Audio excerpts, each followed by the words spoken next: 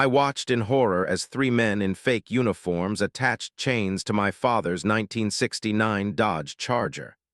The morning sun reflected off the pristine black paint that had taken me 3 years to restore. My hands trembled as I realized these criminals thought they could steal the most precious thing I owned in broad daylight. "Sir, step back or we will have you arrested," the fake supervisor barked at me, his cheap badge catching the light. My two German shepherds, Max and Luna, stood beside me. Their ears were pinned forward, muscles tense. These men had no idea what they had walked into. They saw an ordinary homeowner with two family pets. They had no clue that both dogs were professionally trained protection animals, and I was their former military handler. As the tow truck engine roared to life, I made a decision that would change everything. I looked down at my loyal companions and spoke two simple words that would turn this robbery attempt into the biggest mistake these criminals ever made. Saturday mornings in my quiet suburban neighborhood always started the same way. I would wake up early, grab my coffee, and head to the garage where my pride and joy waited for me. The 1969 Dodge Charger sat there like a sleeping giant, its black paint gleaming even in the dim garage light. This car was more than metal and chrome to me. It was my connection to my father who had passed away 5 years ago. We had started this restoration project together in his final months. Every weekend, we would work side by side, sanding rust, rebuilding the engine, and sharing stories about the good old days. When he died, I made a promise to finish what we started. 3 years of weekends, 3 years of bloody knuckles, frustrated tears, and small victories. Every bolt, every wire, every piece of trim had been carefully restored to factory perfection. The 440 cubic inch engine purred like a contented cat. The interior smelled like new leather and hope. Max and Luna, my two German shepherds, were always my faithful companions during these morning sessions. Max was the older of the two, with intelligent brown eyes that seemed to understand everything I said. Luna was younger, more energetic, but equally devoted. They would lie in the shade nearby, watching me work, occasionally getting up to investigate a strange sound or smell. People in the neighborhood knew about my car. It was hard to miss when I took it out for drives on Sunday afternoons. The deep rumble of the exhaust would announce my arrival 3 blocks away. Kids would stop their bikes to stare. Adults would give me thumbs up at traffic lights. It was a rolling piece of American history, and I was its proud guardian. What most people did not know was the story behind Max and Luna. They were not ordinary family pets. Both dogs had been professionally trained for protection work. I had worked with military K-9 units during my service years, and when I returned to civilian life, I maintained that training with my own dogs. They knew commands that most pet owners never heard of. They could disable threats, track suspects, and protect their handler with surgical precision. But in our peaceful neighborhood, they were just my gentle companions. They loved belly rubs, playing fetch, and sleeping in the sun. The neighbors saw them as friendly family dogs who occasionally barked at the mailman. That particular Saturday morning felt different somehow. As I polished the chrome bumpers, I noticed Max and Luna were more alert than usual. Their ears kept swiveling toward the street, as if they were hearing something I could not detect. I had learned to trust their instincts over the years. "What is it, guys?" I asked, pausing to look down the street. That was when I saw them. 2 official-looking vehicles had been parked at the end of the block for the past hour. They were white SUVs with magnetic signs that read HOA Security Enforcement. I had never seen them before, and something about their presence made me uncomfortable. The morning sun was getting warmer, and I was ready to take the Charger for a test drive. I had rebuilt the carburetor the previous weekend, and I wanted to make sure everything was running smoothly. But as I walked toward the driver's side door, I heard footsteps on my driveway. Two men in matching uniforms were walking toward me with clipboards and serious expressions. They wore official-looking badges and carried themselves with the kind of authority that made ordinary people nervous. Max and Luna immediately stood up, their relaxed demeanor vanishing in an instant. Something was very wrong.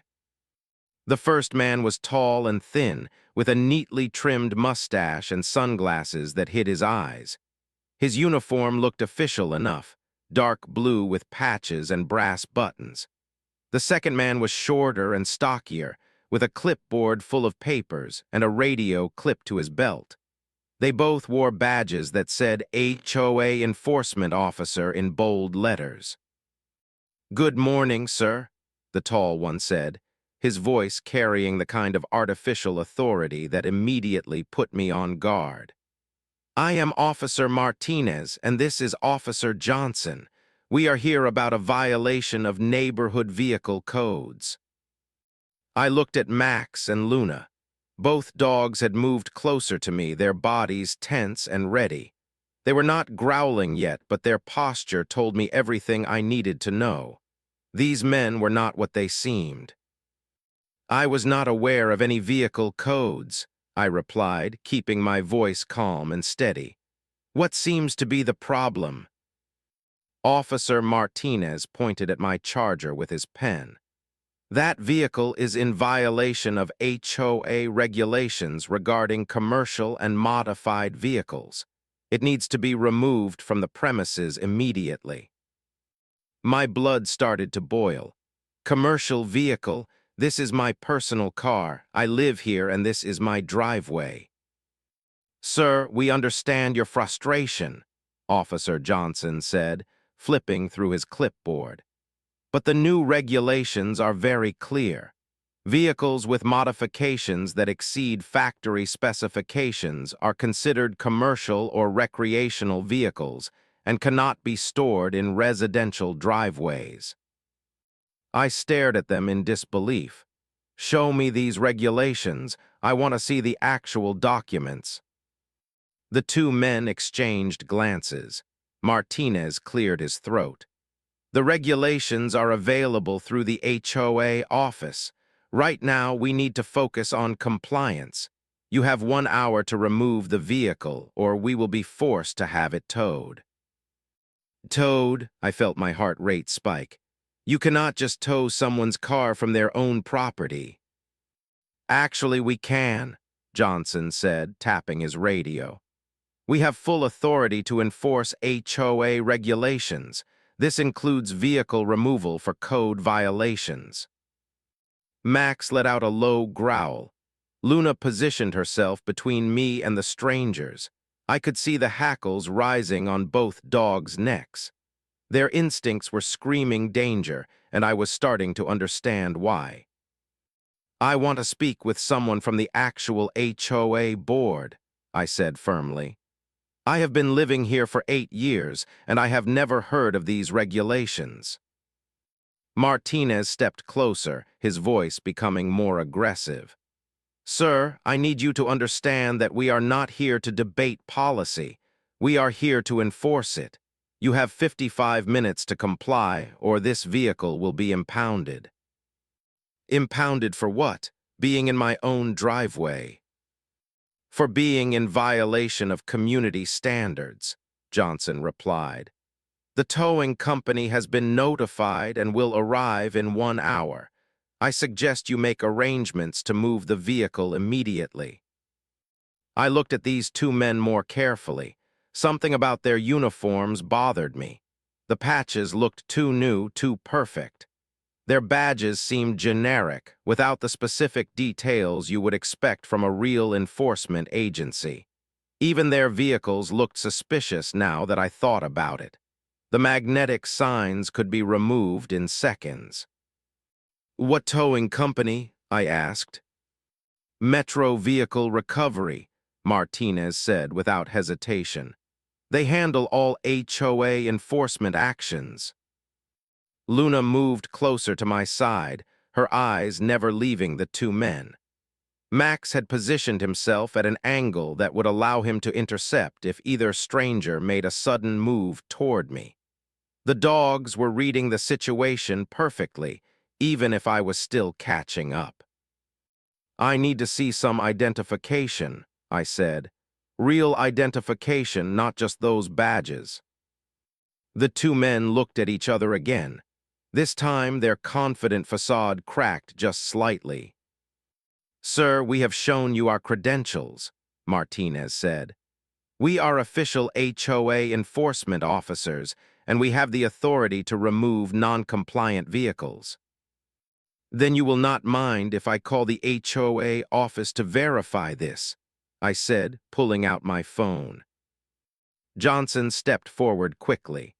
"Sir, I need to inform you that obstruction of official duties is a serious offense. If you continue to delay compliance, we will have no choice but to involve law enforcement." The threat hung in the air like smoke. These men were pushing hard, trying to create urgency and fear. But their desperation was starting to show, and my military training was kicking in. Something was very, very wrong with this entire situation. Max and Luna continued their silent vigil, ready to act on my command. I made a decision that would change everything. "Gentlemen, I am going inside to make some phone calls. I suggest you wait here while I verify your authority." I walked into my house with Max and Luna flanking me, their eyes never leaving the two men standing in my driveway. Through the window, I could see them talking in hushed tones, occasionally glancing toward my front door. Their body language screamed guilt and conspiracy. My first call was to the HOA office. The phone rang 4 times before someone answered. "Sunset Hills HOA, this is Margaret speaking." "Margaret, this is Tom Wilson from Maple Street. I have 2 enforcement officers at my house claiming my car violates new vehicle codes. Can you verify this?" There was a long pause. "Enforcement officers? Tom, we do not have enforcement officers. We have never had enforcement officers. What are you talking about?" My stomach dropped. 2 men in uniforms with badges are at my house right now. They claim to be HOA enforcement and want to tow my car. "That is impossible," Margaret said firmly. "The HOA board has never implemented any vehicle enforcement program. We do not have the authority to tow vehicles from private property. You need to call the police immediately." I thanked Margaret and hung up. My hands were shaking as I dialed the non-emergency police number. But before I could complete the call, I decided to do some quick research online. A search for HOA vehicle enforcement scam brought up dozens of results. My blood ran cold as I read article after article about criminals who posed as fake officials to steal valuable cars. The scam was simple but effective. They would target owners of classic cars, muscle cars, or other valuable vehicles. Using fake uniforms and official-looking paperwork, they would create fake violations and demand immediate vehicle removal. The victims, intimidated by the official presentation and legal threats, would often comply. The criminals would then drive off with vehicles worth tens of thousands of dollars. By the time the victims realized they had been robbed, the cars were long gone, usually sold to chop shops or shipped overseas. One article mentioned that the scammers often worked in teams of 3 or 4. They would scout neighborhoods looking for valuable vehicles, then return later with their fake enforcement routine. The article specifically mentioned a group operating in the tri-state area who used the name Metro Vehicle Recovery as their fake towing company. My father's Charger was worth at least $40,000. These criminals had chosen their target carefully. I looked out the window again. The two fake officers were still in my driveway, but now they were taking pictures of my car with their phones. One of them had walked around to the back of the house, probably looking for other ways to access the vehicle. Max and Luna were packing now, their protective instincts fully engaged. They could sense my anger and fear, and they were preparing for action. Both dogs had moved to positions where they could watch the front and back doors simultaneously. I called the police and reported the attempted theft. The dispatcher promised to send officers as soon as possible, but warned me that it might take 20 minutes or more due to other emergency calls. 20 minutes was too long. I had no doubt that these criminals would try to take my car with or without my cooperation. They had probably done this dozens of times before, and they were not going to be discouraged by my refusal to comply. As I watched through the window, a large tow truck turned onto my street. It had Metro Vehicle Recovery painted on the side in official-looking letters. The driver was a third man, completing the team that had been described in the online articles. These criminals thought they had found another easy mark, a suburban homeowner with a valuable car and no way to stop them. They had uniforms, badges, official paperwork, and the confidence that comes from successful crimes. But they had made one critical error in their assessment.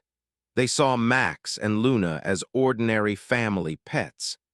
They had no idea that both dogs were professionally trained protection animals, and I was their former military handler. The tow truck parked in front of my house. All three men gathered around my Charger, pointing and gesturing as they planned their theft. One of them tested the door handle, checking to see if the car was unlocked. That was when I decided to go back outside. It was time to end this charade and teach these criminals a lesson they would never forget. I stepped back onto my driveway with Max and Luna at my sides. The third man, the tow truck driver, was already positioning his vehicle to back up toward my Charger. He was a big guy with arms covered in tattoos and a confidence that came from years of intimidating people. "Gentlemen," I called out, my voice carrying across the driveway. "I just spoke with the HOA office. Margaret says there are no enforcement officers and no vehicle codes. She also said the HOA has never authorized vehicle towing." The three men stopped what they were doing and turned to face me. For the first time, I saw uncertainty in their eyes. Their confident facade was beginning to crack. "Sir, I do not know who you spoke with," Martinez said, "but our supervisor is here now." He gestured toward the tow truck driver. "This is Lieutenant Rodriguez. He can explain the situation better than we can."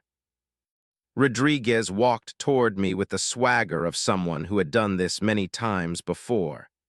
"Look, buddy, I do not know what kind of game you are playing, but this vehicle is getting towed today. We have our orders, and we are going to follow them." "Orders from who?" I asked. "Because the HOA says they never gave you any orders." "The HOA board does not always communicate with the office staff," Johnson said quickly. "These orders came directly from the board members themselves." I almost laughed at how ridiculous their lies were becoming. "Really? Then you will not mind if I call the board president directly. I have his number." Rodriguez stepped closer, his voice dropping to a threatening whisper. "Listen to me very carefully. This car is coming with us today. You can cooperate or you can make this difficult, but either way, that vehicle is leaving your driveway." Max and Luna both tensed.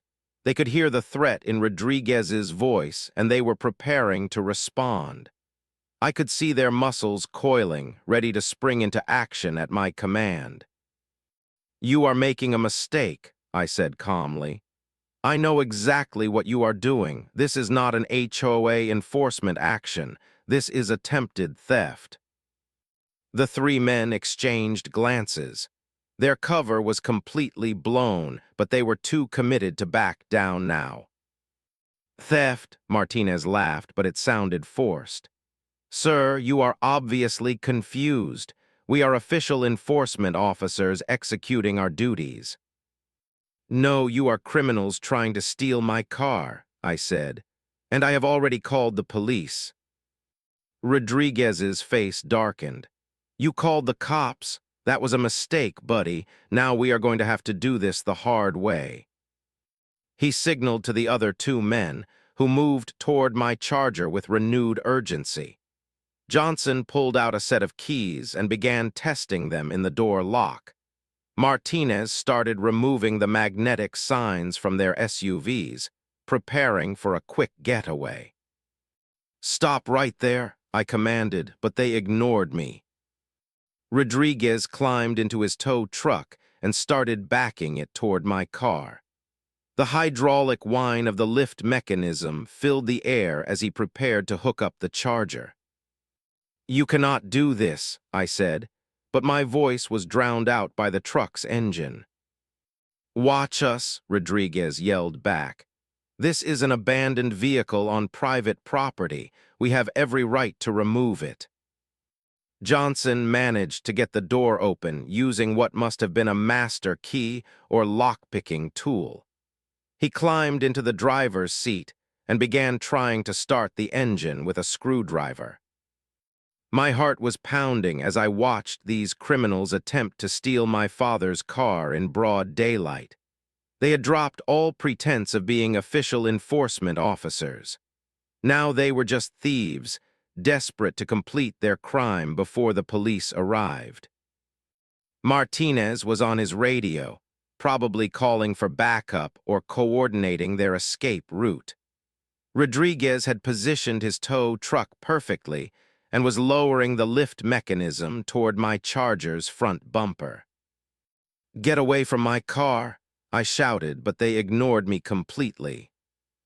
That was when I realized that civilized solutions were not going to work.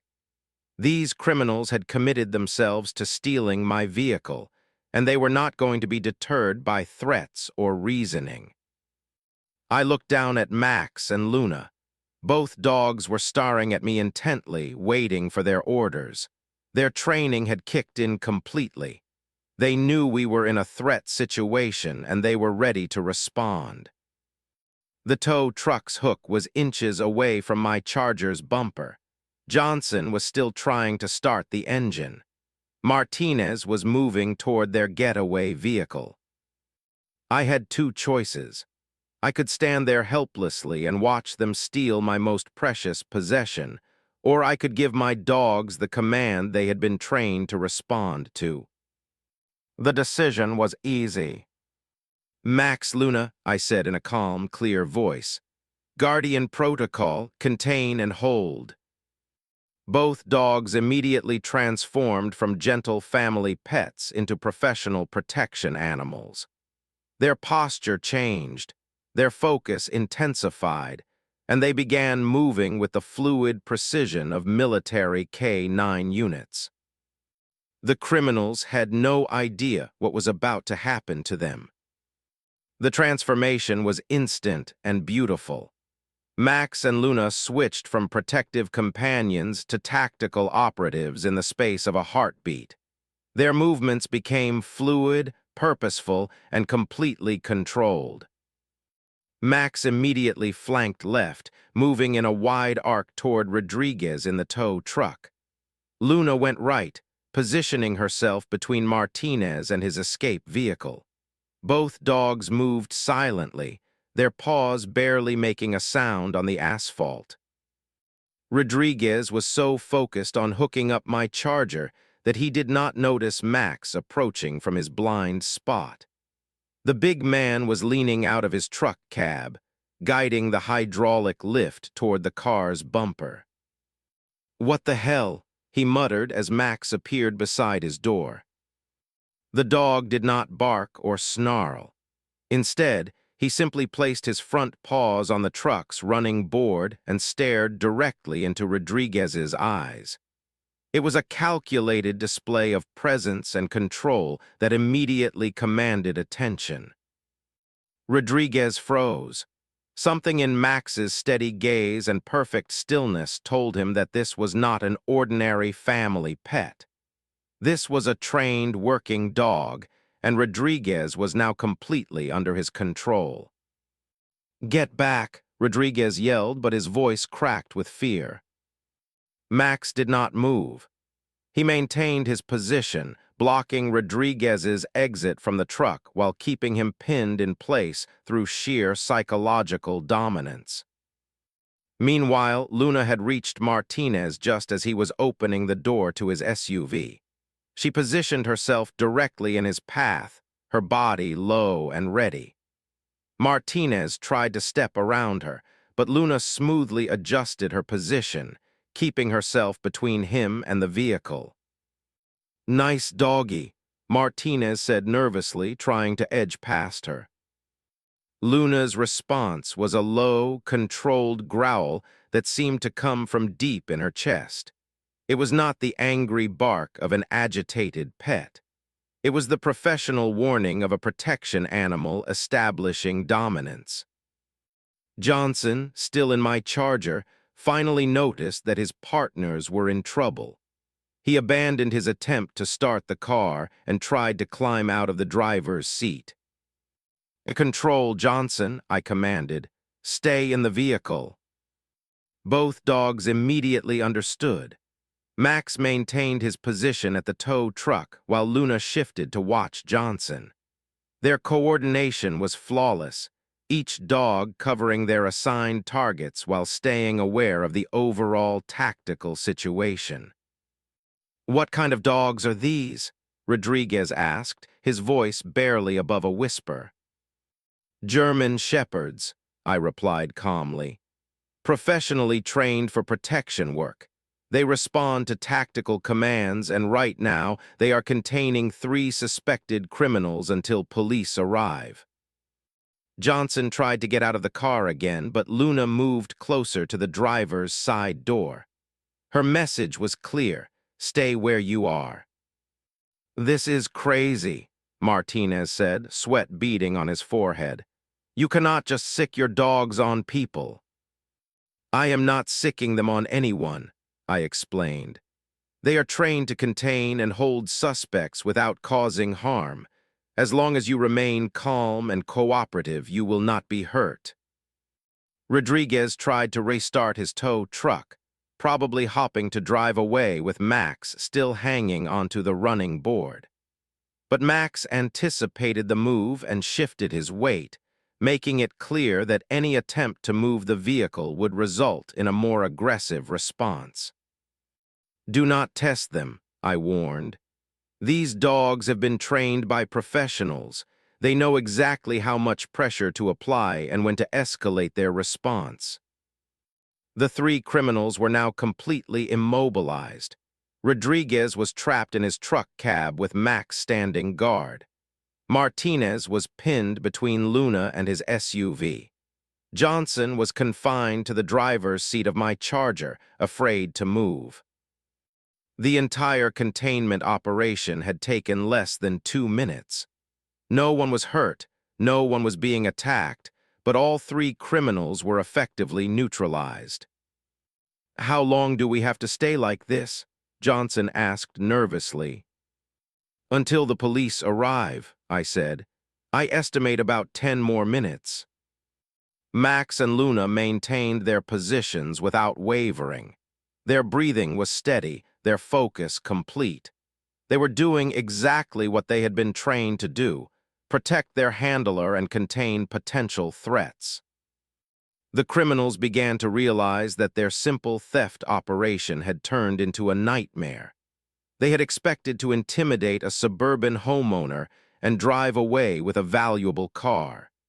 Instead, they found themselves captured by 2 highly trained protection animals. Rodriguez tried one more time to negotiate. "Look, man, maybe we can work something out. We will just leave and nobody has to get hurt. I shook my head.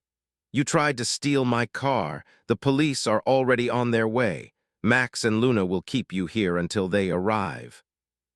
The sound of approaching sirens confirmed that our wait was almost over. The police cruisers arrived with their red and blue lights flashing, creating a dramatic contrast to the controlled calm of the scene. Officer Sarah Chen was the first to step out of her vehicle, followed by her partner, Officer Mike Torres. We received a report of attempted vehicle theft, Officer Chen announced as she approached. Her eyes widened when she saw the tactical situation. Are those your dogs? Yes, ma'am, I replied. Max and Luna are trained protection animals. They are currently containing 3 suspects who attempted to steal my classic car using fake HOA credentials. Officer Torres looked impressed. Professional training. Military K-9 background, I explained. I worked with working dogs during my service. These 2 maintained that training in civilian life. The 3 criminals were still frozen in place, afraid to move while under the dog's watchful control. Rodriguez remained in his truck cab, Martinez stood motionless by his SUV, and Johnson sat rigid in my Charger's driver's seat. Can you recall your dog so we can process the scene? Officer Chen asked. Max, Luna, release and return, I commanded. Both dogs immediately disengaged from their targets and returned to my side. They sat in perfect heel position, alert but no longer actively containing the suspects. The criminals seemed to deflate with relief, but their troubles were just beginning. Officer Torres approached Rodriguez first. Sir, I need you to step out of the vehicle slowly and keep your hands visible. As Rodriguez climbed down from the tow truck, Officer Chen examined the fake uniforms and badges. These are pretty sophisticated, she observed. Where did you get them? I want a lawyer, Rodriguez mumbled. Officer Torres found the magnetic signs that Martinez had removed from their SUVs. HOA security enforcement, he read aloud. Never seen anything like this before. Check their phones, I suggested. I read online that these scammers usually take pictures of target vehicles before they return to steal them. Officer Chen's search of Johnson's phone revealed exactly what I had predicted. Dozens of photos of classic cars, muscle cars, and other valuable vehicles. Each photo was tagged with an address and notes about the owner's schedule. This is not your first time doing this, Officer Chen said, scrolling through the images. Martinez tried to deny everything. We are legitimate enforcement officers. This is all a misunderstanding. Really? Officer Torres pulled out his radio. Let me call the HOA office and verify that. After a brief conversation, he shook his head. The HOA says they have never heard of you and they have no enforcement program. The evidence was overwhelming. Fake uniforms, fake badges, fake paperwork, and a phone full of surveillance photos. The criminals had been running a sophisticated car theft operation, probably for months or years. How many vehicles have you stolen using this method? Officer Chen asked. I am not saying anything without a lawyer, Johnson replied.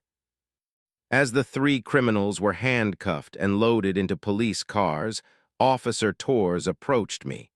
Your dogs are impressive. That was some of the best suspect containment I have ever seen. They are good dogs, I said, scratching behind Max's ears. They know when to act and when to show restraint. Officer Chen was examining my Charger, looking for any damage from the attempted theft. Beautiful car. What year? 1969 Dodge Charger, I replied with pride. My father and I restored it together. They picked the wrong target, Officer Torres observed. Most people would have been intimidated by the fake uniforms and official paperwork. The dogs knew something was wrong before I did, I admitted. They were on alert from the moment these guys showed up. As the police cars drove away with the three criminals, I felt a mixture of relief and satisfaction. My father's car was safe, the criminals were in custody, and justice had been served. But the story was not over yet. The investigation would reveal the full extent of their criminal operation, and other victims would finally get their answers. The next few days brought a flood of information as the police investigation unfolded. Detective Lisa Martinez called me personally to update me on their findings. The three criminals had been running their fake HOA enforcement scam for over 2 years, targeting classic car owners across 3 states. Your case broke the whole thing open, Detective Martinez explained. The photos on their phones led us to 17 other victims. We have been able to recover 8 vehicles and identify the locations where others were sold.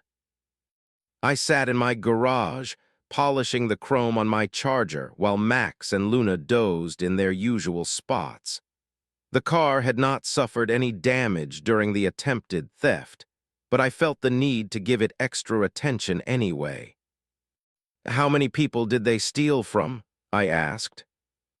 At least 23 confirmed cases, the detective replied. Mostly owners of muscle cars, classic cars, and custom vehicles. The scam was very effective because people trust official-looking uniforms and paperwork.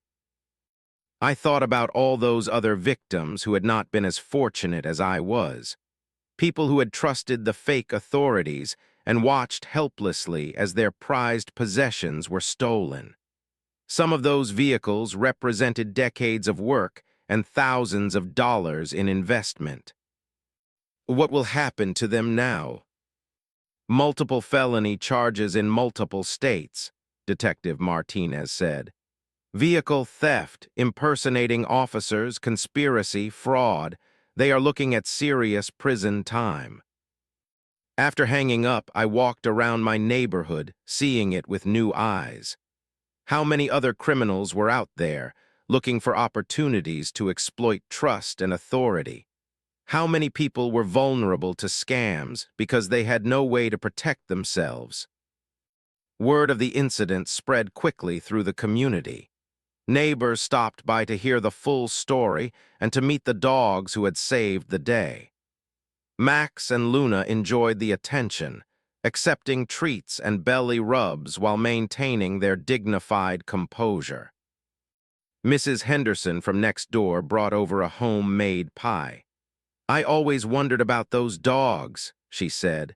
They seemed so well-behaved, but there was something special about them. They are special, I agreed, but they are also just family. The local news picked up the story, and soon I was fielding calls from reporters who wanted to interview the man whose dogs had stopped a car theft ring. I declined most of the interviews, preferring to keep my private life private. But I did agree to speak at a neighborhood safety meeting the following week. The community center was packed with residents who wanted to learn about protecting themselves from scams and recognizing fake authorities. The most important thing is to trust your instincts, I told the crowd. If something feels wrong, it probably is. Do not let uniforms and badges intimidate you into making quick decisions. I also talked about the importance of verification. Always ask for identification. Always call the organization directly to confirm any enforcement actions. Real authorities will not mind if you take the time to verify their credentials.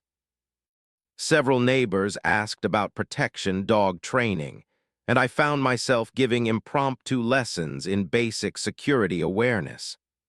Max and Luna demonstrated some of their training commands. showing how controlled and professional their responses were. The most rewarding part was meeting other veterans in the community who had worked with military dogs. We formed an informal network of people who understood the special bond between handlers and their working dogs.